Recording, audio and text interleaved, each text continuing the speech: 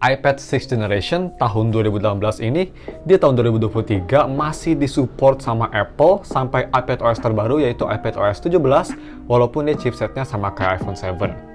Harganya juga ini udah murah banget. Apakah masih worth it dan masih usable? Yuk kita langsung aja review iPad 6 di 2023. Halo guys, nama gue Stefan Tech dan mari kita langsung aja review iPad 6th generation. Ini lumayan menarik. Yang pertama mari kita bahas dulu untuk harga dan speknya. Seperti biasa, untuk harganya sendiri, ini kalian bisa beli yang varian internal storage 32GB. Untuk RAM, semua series iPad 6 dia 2GB aja ya. Ini kalian bisa beli di harga 2,5 juta pas. Kondisinya lumayan mulus, ini malah mulus banget unit gue. Battery health-nya juga masih sehat. Dan ini tuh unit only ya, jadi nggak ada box. Ada yang jual pakai box, tapi itu yang varian lebih besar, 128GB di harga kira-kira sekitar 3 juta lebih. Seperti biasa, kalau misalnya kalian mau beli iPad ini, gue bakal taruh di deskripsi. Dan untuk harga segitu, ini memang speknya kelihatan kayak lemot banget ya, kayak udah ketinggalan zaman banget, tapi it's actually not bad. Jadi itu pakai chipset Apple A10 Fusion, sama persis kayak di iPhone 7. Fabrikasinya juga masih besar banget, 16nm. Dia punya layar 9,7 inci, yang layarnya belum laminasi display, jadi masih ada air gap-nya. Itu Full HD yang pastinya. Dan ini tuh untuk si speakernya udah dual speaker, tapi hanya di kanan doang. Ada headphone jack, dan dia punya baterai sekitar 8.800 mAh battery lah. Cuma untuk ngecasnya ini, biar nanti kita bakal bahas, iPad zaman dulu tuh ngecasnya bikin pengen ditonjok banget. Itu dia speknya. Next, mari kita bahas aja langsung desain dan displaynya. Pertama, untuk desain iPad ini, menurut gue desain belakang sendiri sih masih oke ya. Karena desain belakang iPad sih dari pertama rilis pun nggak ada perubahannya signifikan ya. Ya mungkin hanya dari sampingnya aja, yang dulu tuh kan sampingnya kayak gini nih. Kayak curve gitu, sekarang kan iPad baru di sampingnya udah kotak semua ya. Selain itu sih, selain kameranya yang besar sama tulisan FCC-nya hilang, nggak ada beda jauh desain belakang, masih lumayan keren menurut gue. Cuma untuk desain depan, kelihatan banget. Even dibanding dengan iPad 9 pun, bezel kanan kirinya jauh lebih tebal ya. Karena kan iPad 9 dia lebih tipis bezel kanan kirinya, ngikutin iPad Air zaman dulu. Ini memang desain depannya tua banget ya. Tebal banget kanan kiri atas bawahnya. Ya mungkin bisa plus minus juga buat kalian. Mungkin kalau misal kalian suka main game, megang kanan kiri kerasa lebih comfortable mungkin. Tapi untuk gue sih ini kelihatan jadul banget. Untuk display gimana? Untuk display khas Apple, ini displaynya IPS, dan memang IPS Apple tuh one of the best ya. Bisa kita lihat warnanya masih cukup oke, detailnya cukup sharp, dan masih enak lah untuk tahun 2023 dipakai nonton ini tablet atau ini iPad. Nggak ada rasa-rasa kayak ketinggalan zaman menurut gue. Next, untuk fingerprintnya atau Touch ID ada di depan, dan bisa kita lihat speednya nggak ada masalah sama sekali ya. Dia cepat, akurat, cuma memang kalau tangan kita agak sedikit lembab, ini khas Touch ID Apple, dia agak sedikit kesusahan. Tapi overall dia speednya cukup cepat dan lumayan reliable kok. Nah, untuk haptic, yang pasti di iPad nggak ada haptic, jadi kita skip aja. Sensitivitas, seperti iPad 1, 2, 3, 4, 5, 6, 7, 8, 9, 10, sensitivitas sih semua nggak ada masalah ya. Apple memang device-nya nggak ada masalah sensitivitas, enak banget dipakai buat navigasi, nggak ada ghost touch, nggak jelas kayak gitu. Untuk visibilitas di bawah sinar matahari, bisa kita lihat itu padahal kondisinya lagi agak mendung ya, tapi iPad udah mulai kelihatan gelap. Jadi memang ini zaman dulu pun pas pertama rilis dia full brightness memang bukan yang terbaik, dan zaman sekarang 2023 kelihatan banget ketinggalan zamannya.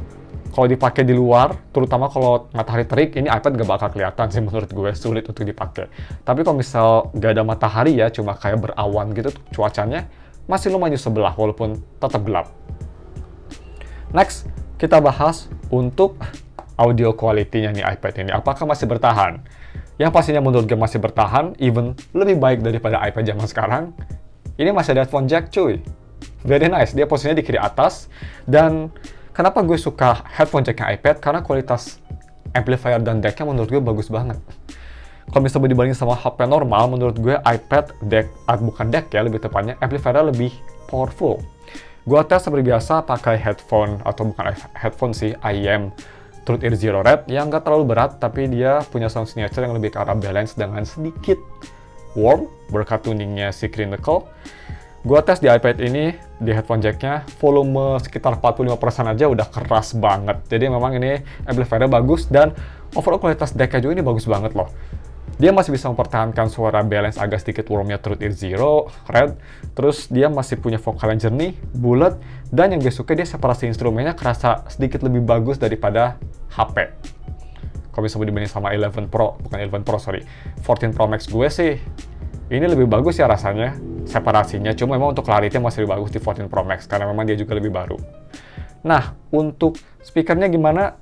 Speakernya memang ini agak nyebelin ya, dia itu stereo tapi cuma di kanan doang. Jadi memang kalau nonton film tuh, kalau misal kalian pakai HP zaman sekarang pun yang harganya murah kan, dia udah rata-rata 2 speaker ya. Jadi kalau nonton film tuh nggak aneh kanan kiri. Ini kerasa banget cuma ada di kanan doang suaranya, walaupun stereo tapi cuma di kanan doang. Tapi kalau misalnya kita mau ngomongin kualitasnya sendiri, ini kualitasnya menurut gue speakernya bagus banget untuk harganya. Dia masih kerasa punchy, kerasa bulat, vokalnya masih ada bassnya jadi nggak cempreng. Soundnya juga masih cukup oke, separate instrumen cukup bagus, dan full volumenya juga ini bisa cukup keras, walaupun nggak sekeras iPad Pro atau iPad baru yang pastinya, dengan distorsi yang minimum. Ya untuk lebih detailnya ini di speaker testnya, kalian bisa pakai headphone buat bisa ngedengerin lebih detail suaranya.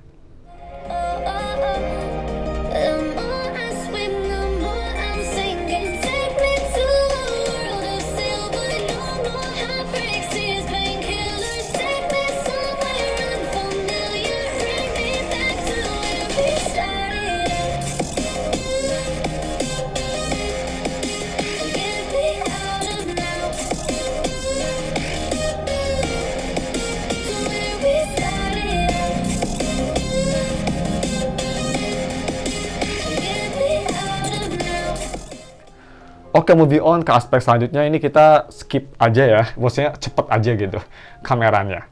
Ini kameranya memang bener-bener mediocre banget ya, belakang hanya 8 megapiksel, maksimum 1080p 30 fps, kamera depan dia hanya 1,2 megapiksel, kayak HP Nokia zaman 2009, dan hanya bisa nge-record di resolusi 720p aja.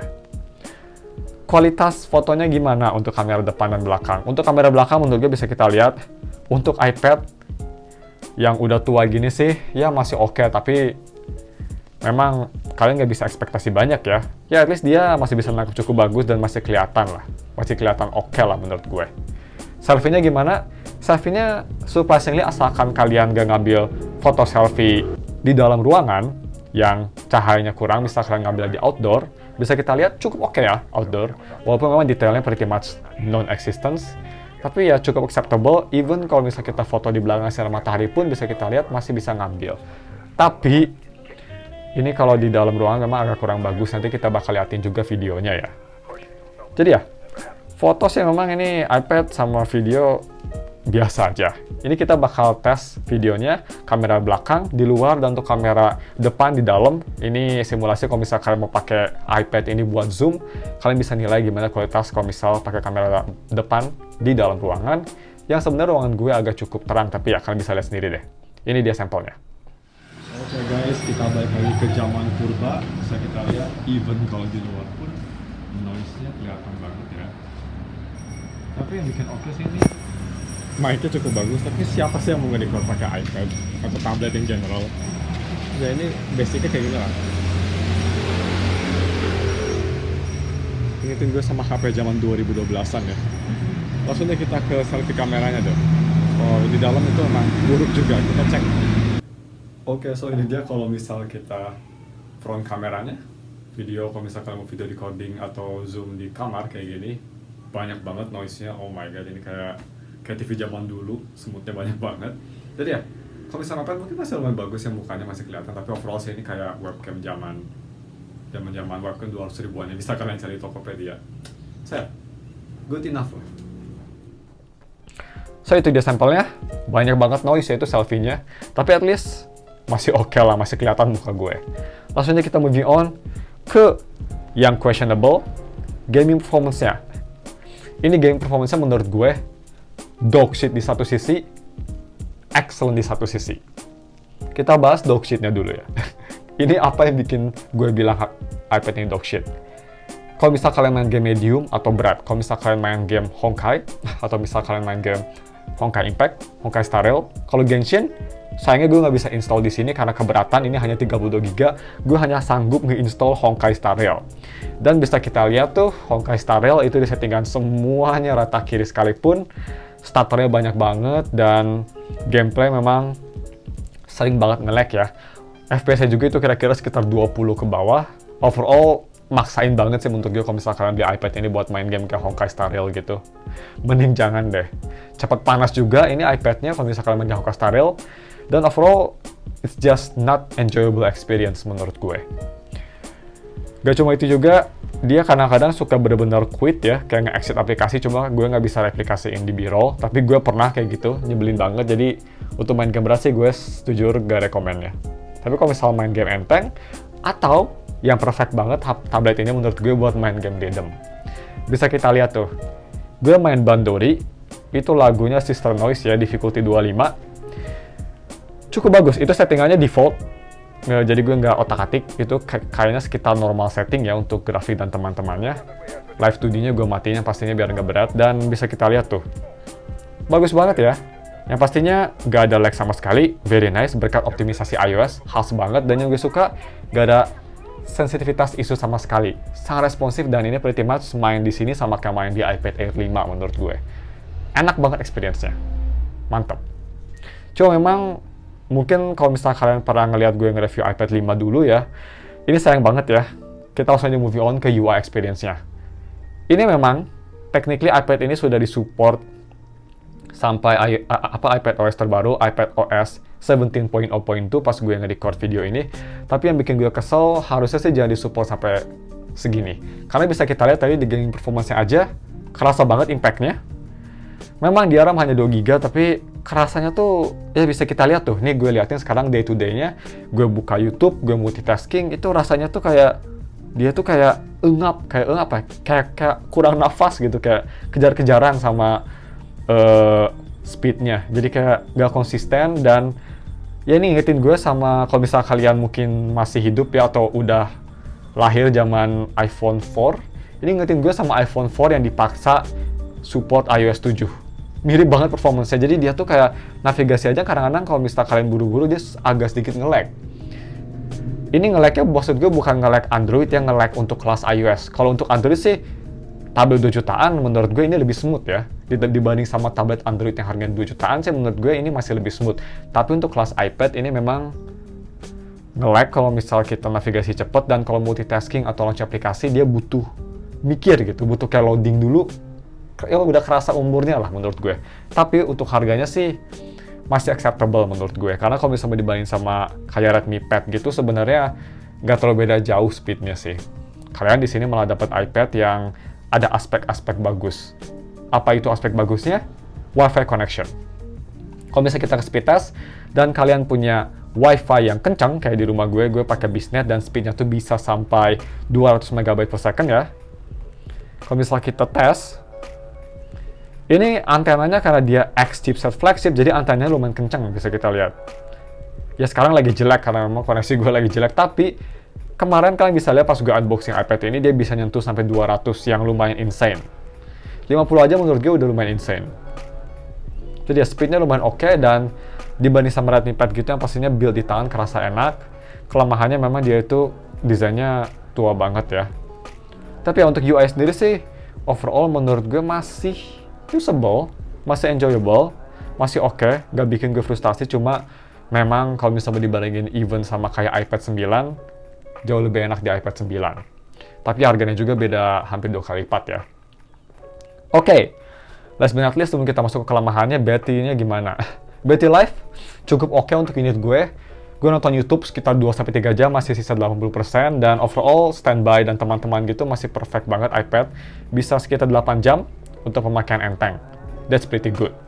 Cuma memang ini yang ketinggalan zaman banget, ini kayak zaman batu ya guys iPad ini, yaitu dari charging speed-nya.